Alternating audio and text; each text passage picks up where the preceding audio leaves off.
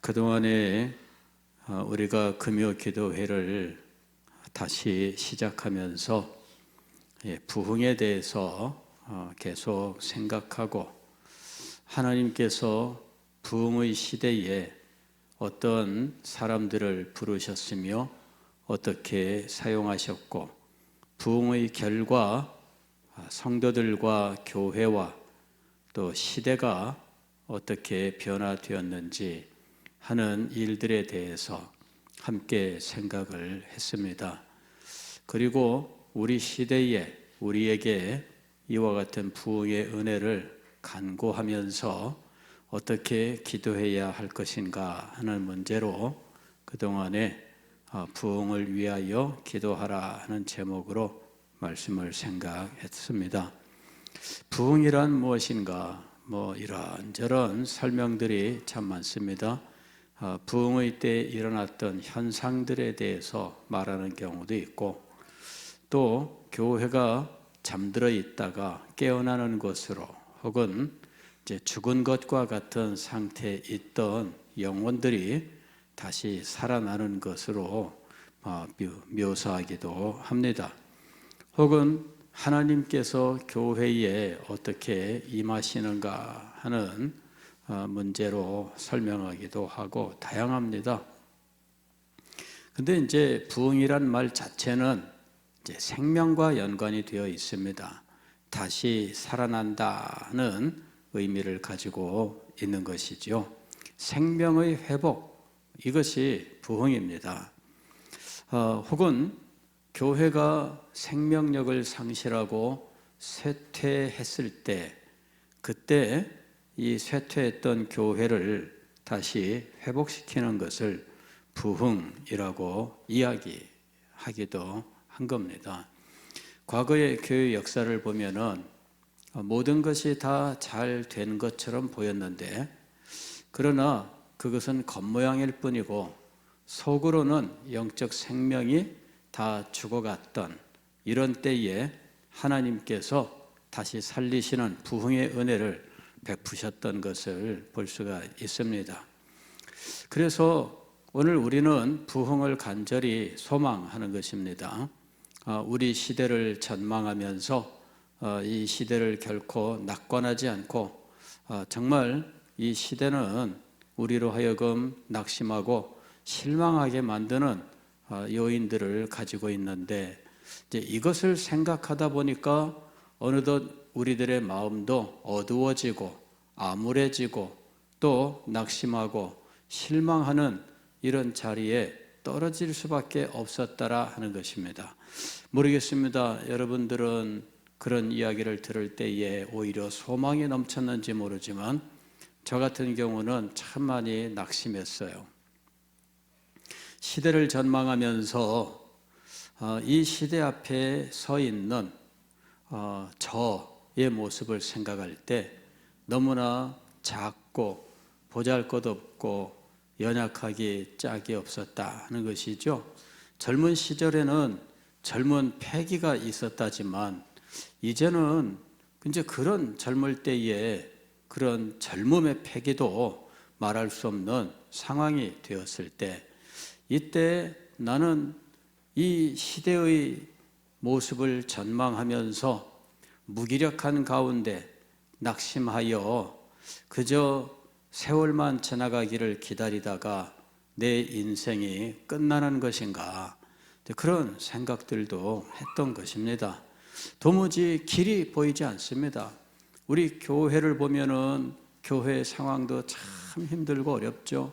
연세 많은 분들은 점점 그래서 비율이 65세 이상 성도의 비율이 압도적으로, 그리고 힘을 써서 섬겨야 되는 40대, 50대의 숫자는 아주 적고, 그리고 40대, 50대는 여러 가지로 문제가 있는데 시간이 없든지 관심이 없든지 하여튼 뭐든지 이 결여된 모습들을 보여주고 있다는 것입니다. 그래서 교회를 보면서 힘을 얻고 용기를 얻을 수 있는 그런 모습이 사실은 안 보였다 하는 것입니다. 그러니 저를 봐도 이제는 다 옛날에 이 40대까지 펄펄 날던 그러한 모습도 아니고 이제는 인생의 황혼기를 이제 맞이하고 있고 이제 이러는 자꾸만 그런 식으로 생각이 흘러가는 거죠. 교회는 교회대로 눈에 보이지 않습니다. 교회는 교회대로 점점 어려워지고 뭐를 해보려고 하면 지원도 안 되고 이제 이러는 일들이 계속 이루어지는 거예요.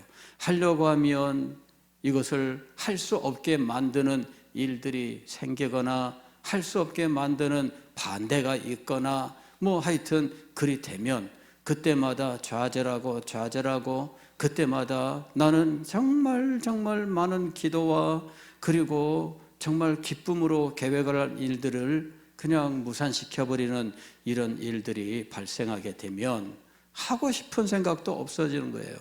그러니까는 이게 시대를 전망하는 것과 세월이 점점 흐르면서 모든 것이 정말 다 힘들고 어려워지는 그런 상황으로 가버리더라 하는 겁니다.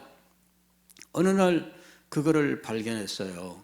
나는 시대를 전망한다고 교회의 역사적 사명에 대해서 이야기했는데 그러나 이 역사적 사명이 무엇인지 그리고 역사적 사명이 있다면 그것에 우리의 모든 것을 다 바쳐야 되는데 바치고자 하는 이러한 사람들은 찾아보기 어려운 이런 일들 속에서 정말 낙심하고 절망할 수밖에 없는 상황이 계속 진행되어 가는 겁니다.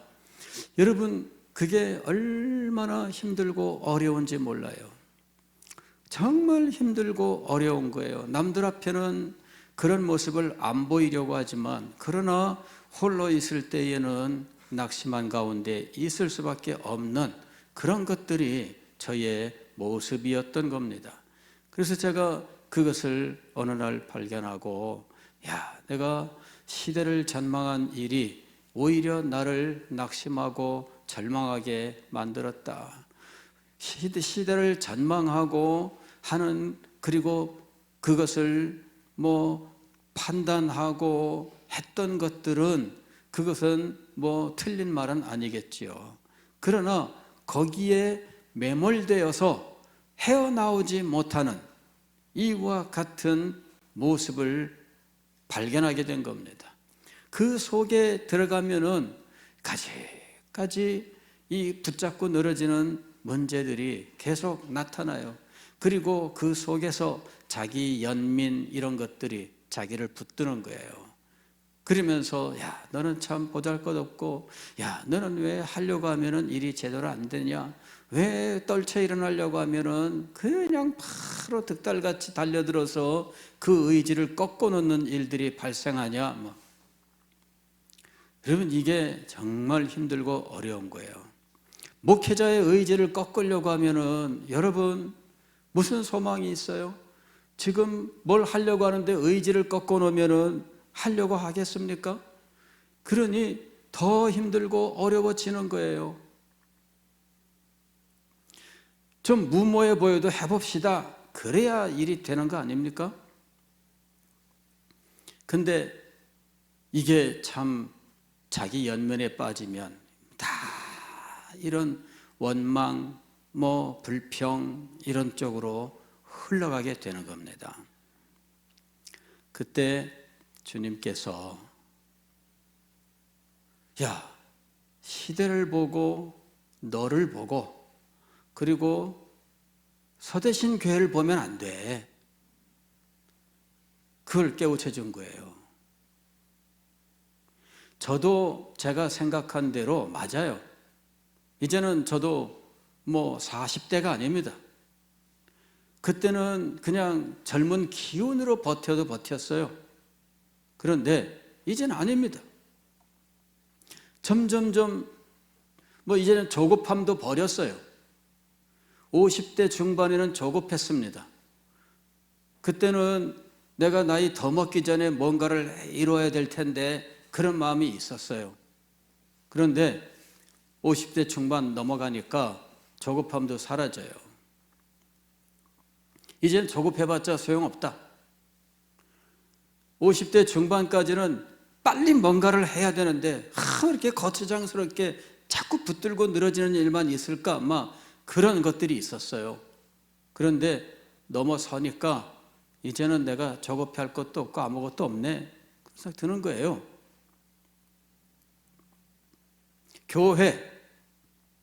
교회를 보면은 무슨 힘이 납니까?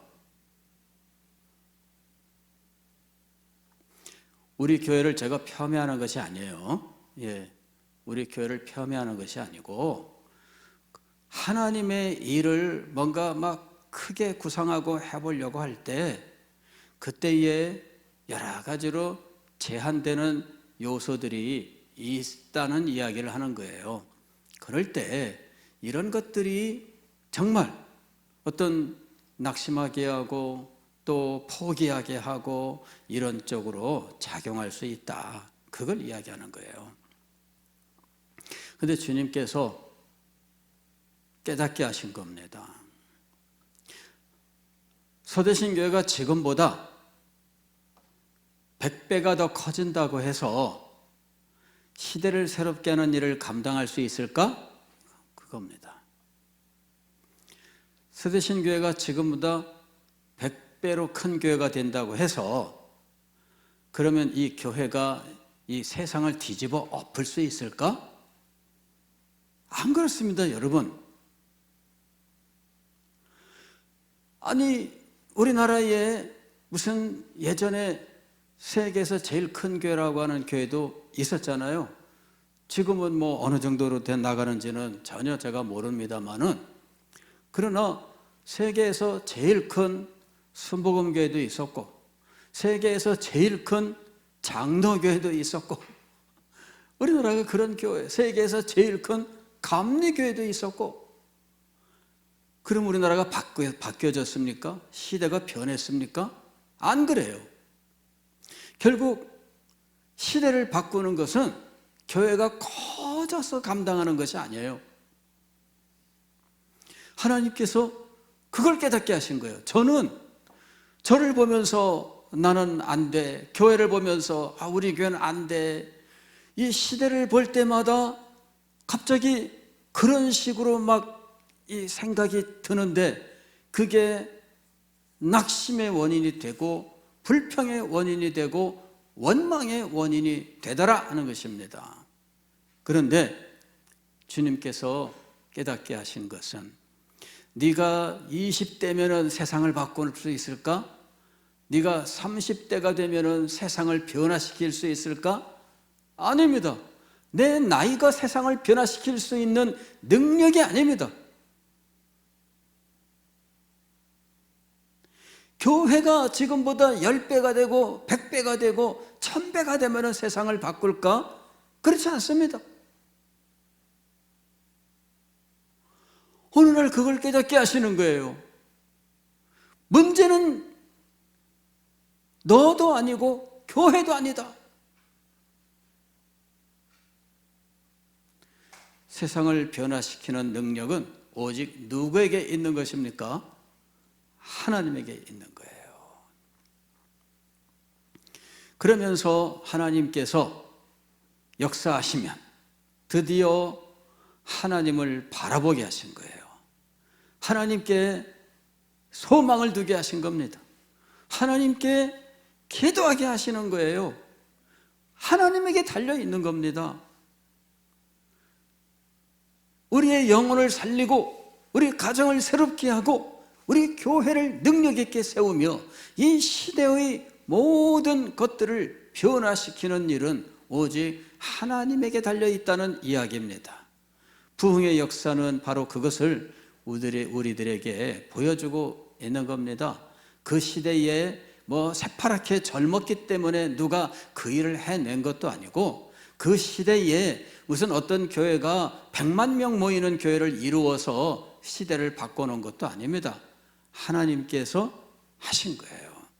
하나님께서 임재하사 그곳에 당신의 성령을 부으시고 진리의 영광을 나타내시고 영혼들을 새롭게 깨우치시고 그리하여 그들로 하여금 하나님 앞에 회복된 심령이 되게 하심으로 그리하여 그들이 가지고 있었던 모든 삶을 변화시키는 놀라운 역사를 주심으로 그러한 변화가 이 세상을 변화시켜 나갈 수 있는 놀라운 능력을 주님께서 베풀어 주셨던 것입니다.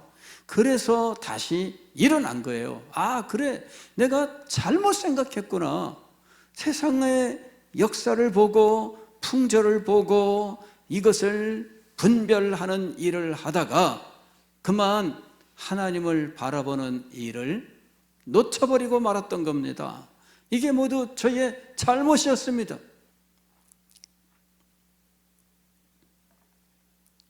저는 이 시대를 변화시키기 위하여 우리 교회가 무슨 프로그램을 진행하고 이 엄청난 프로그램을 하기에는 우리 교회는 너무나 작고 연약하다. 이런 일을 하려고 그러면 예산이 얼마나 필요하고 이런 일을 하려고 하면 예산이 얼마나 필요한데 이런 것들을 감당할 수 없다.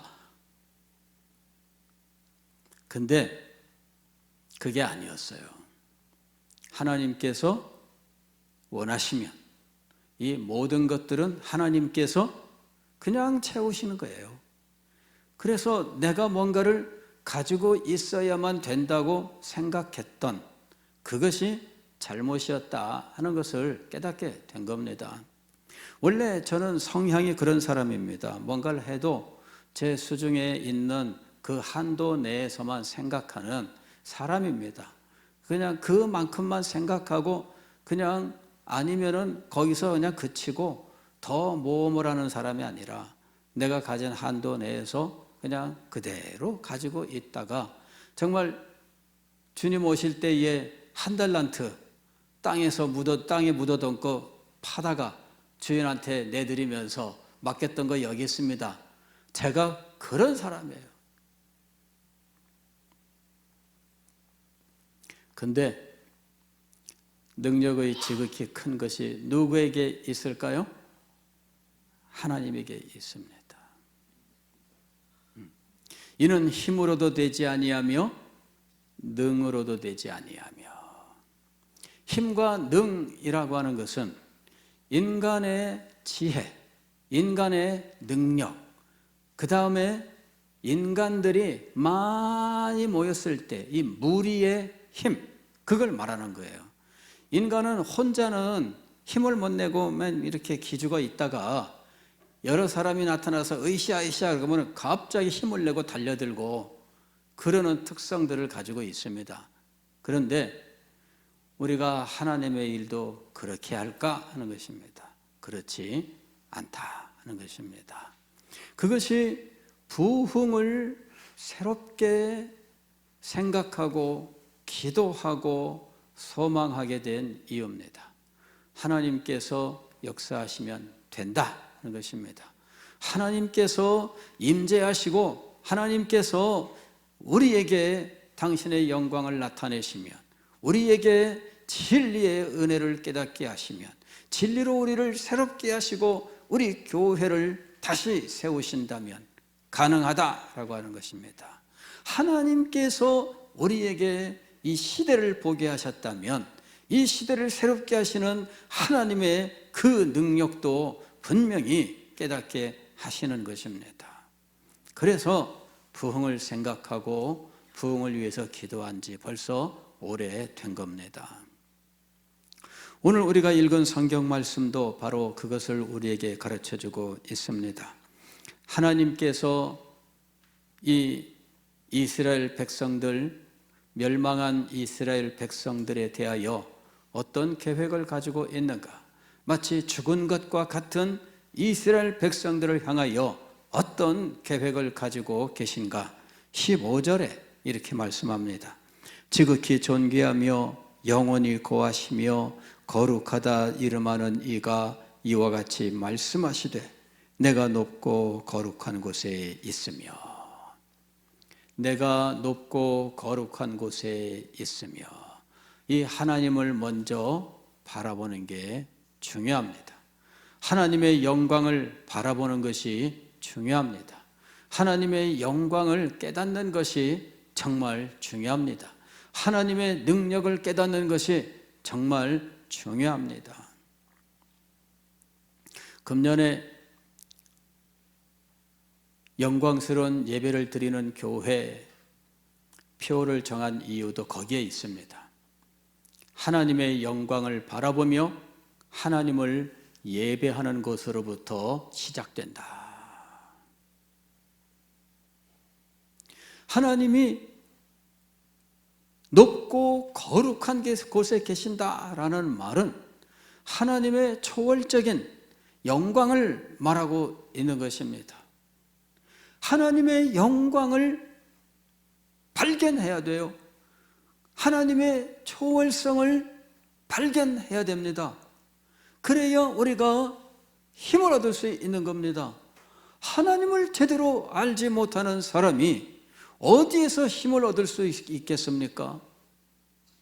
그리고 그 영광의 하나님을 참되게 예배하는 것으로부터 모든 것이 시작되는 거예요. 그래서 어떤 프로그램이 아닌 정말 교회의 본질, 바로 그 예배, 여기서부터 시작돼야 된다. 그래서 영광스러운 예배를 드리는 교회라는 표가 나오게 된 거예요. 하나님께서 이 표를 정할 때 하나님의 영광을 보여주시고 그 영광으로 가슴을 부풀게 하셨어요.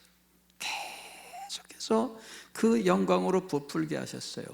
그리고 그 영광을 예배하는 교회의 모습, 그리고 영광을 예배하는 그 교회가 어떻게 되는지 이런 것들로 가슴을 부풀게 하셨어요.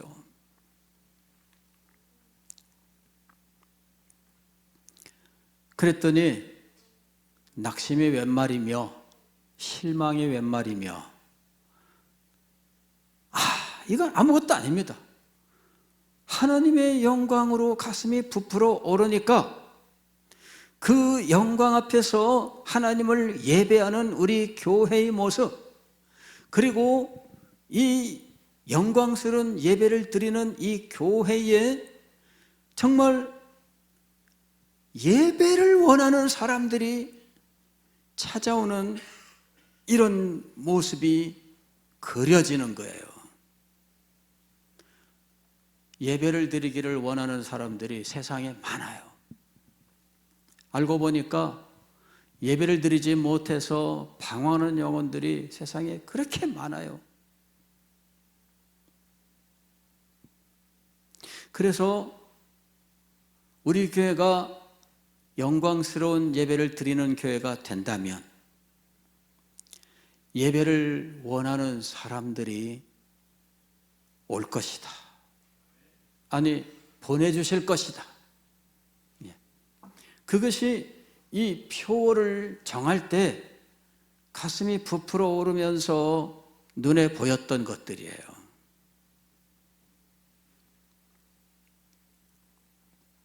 주님께서 채워주실 줄 믿습니다. 저는요, 기대가 돼요. 이번 주일 오후에 백인의 찬송, 백인으로부터 시작합니다. 100명의 찬양대로부터 시작합니다. 주님께서 몇 명의 찬송까지 인도하실까 기대가 있습니다. 주님께서 영광스러운 예배, 영광의 찬송이 충만하게 하시는 이 자리까지 어떻게 인도하실지 기대가 있습니다. 주님께서 인도하실 것에 대한 믿음이 있어요. 우리들이 잘나서가 아닙니다. 우리들이 무슨 엄청난 실력이 있어서가 아닙니다. 그냥 주님 영광 바라보며 찬양하고 싶은 그 마음, 그리고 이 찬양 속에 역사하시는 하나님께 대한 믿음, 그것만 있으면 됩니다. 우리들이 무슨 음악 실력이 무슨 대단하겠어요? 우리에게 무슨 관현악이 있겠어요? 없습니다. 무슨 바이올린이라도 한 대가 있어요? 클라리넷이라도 한 대가 있어요? 아무것도 없습니다. 그러나 주님께서는 이렇게 시작하게 하실 줄 믿습니다. 네 시작은 미약하나 믿습니다. 기대가 있어요. 어떻게 하실지 여러분 저랑 같이 한번 지켜볼 수 있기를 바랍니다. 주님께서 역사하실 것입니다. 영광의 예배, 높고 거룩한 곳에 계신 하나님, 그 하나님이 이스라엘 백성들을 어떻게 하시려고 하시는가? 계속 보면 이렇게 되어 있지요. 또한 통회하고 마음이 겸손한 자와 함께 있나니.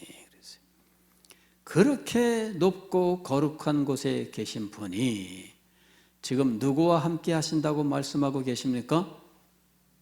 통회하고 겸손한 자예요. 통회하고 겸손한 자는 정말 낮은 자, 보잘것없는 자입니다. 그걸 말하는 거예요. 하나님은 높고 거룩하신데 그 하나님이 누구와 함께하고 계시는 겁니까? 통회하고 겸손한 자에게 함께 하시는 거예요. 통회하는 사람의 모습, 이건 참 얼마나 남들 앞에 보이기가 좀 민망한지, 그죠? 예, 저도 참 콧물 흘려가면서 기도하던 그런 때에 주변이 신경 쓰였어요. 근데 이건 멈추지 않고 눈물도 나오지요. 콧물이 막 찡 늘어져서 흐르는데 이게 휴지도 없어. 손수건도 없어. 이걸 어떻게 해야 돼요? 그냥 그런데 하나님께서는 그런 자를 사랑하시고 그와 함께 하시는 거예요. 전에도 제가 종종 말씀드렸습니다만은 군대교회에 있을 때 우리 방위병, 군정병이 한 분이 있었어요. 이분이 참 그 교회당 청소년 모든 면에서 정말 열심히 이렇게 섬기던 분인데 이분이 어느 날 저한테 얘기를 해요. 제가 이제 그때 강도사 때였는데, 강도사님, 자기는 교회 청소하는 게 너무 좋대요. 그 다음에 의자, 이 장의자잖아요. 의자를 닦는 게 너무너무 좋대요. 그러면서 하는 말이, 이 의자 앞에 우리 성경 찬송 올려놓는 요 그곳을 닦을 때면은 거기서 냄새가 올라옵니다. 그곳에서 눈물을 흘리고 콧물을 흘린 그 냄새가 올라옵니다. 그래서 냄새가 올라오는 자리에서 기도한대요. 이 자리에서 눈물, 콧물 흘렸던 사람을 위해서 기도한대요. 여러분, 병사들 가운데에는 젊은 사람이지만 교회 와서 눈물 흘리고 하는 이런 사람들도 있어요. 콧물 흘리는 사람도 있어요. 그런데 그 향기가 올라옵니다. 그때 제가 성경 말씀이 생각났어요. 눈물 냄새, 향기. 하나님이 기도를 향기로 표현하고 있잖아요. 그래, 알고 보니까 눈물, 콧물 냄새더라고, 그것이. 통회하는 자, 겸손한 자와 함께 하시는 하나님, 함께 하셔서 하나님이 무슨 일을 행하시는가? 이는 겸손한 자의 영을 소생시키며 통회하는 자의 마음을 소생시키려 함이라. 아멘. 여기 소생이 뭐냐면은 다시 살리는 거예요. 그리하여 생명력으로 아주 아름답게 하시는 거예요. 이것이 소생입니다. 하나님께서 비록 지금은 눈물을 흘리지만, 비록 지금은 콧물을 흘리지만, 비록 지금은 가슴 아파서 가슴을 치지만, 그러나 높고 거룩한 곳에 계신 그 하나님이 너무 높은 곳에 계셔서 그들을 외면하지 않으신다는 거예요. 그렇게 높은 곳에 계신 분이 마치 바로 옆에 계셔서 다 아시는 것처럼 찾아오셨습니다. 그리고 그들의 통회하는 마음에, 겸손한 그 마음에 하나님이 아름다운 생명으로 충만케 하신다라는 것입니다. 이것이 부흥입니다. 이 놀라운 부흥이 우리에게 임하실 줄 믿습니다. 이 부흥이 오늘 이 시대에, 우리 가정에, 우리 교회에 임하게 하실 줄 믿습니다. 그리하여 이 시대를 새롭게 하시는 하나님의 영광스러운 뜻이 우리로부터 시작되어 놀라운 변화로 역사하게 되실 줄 믿습니다.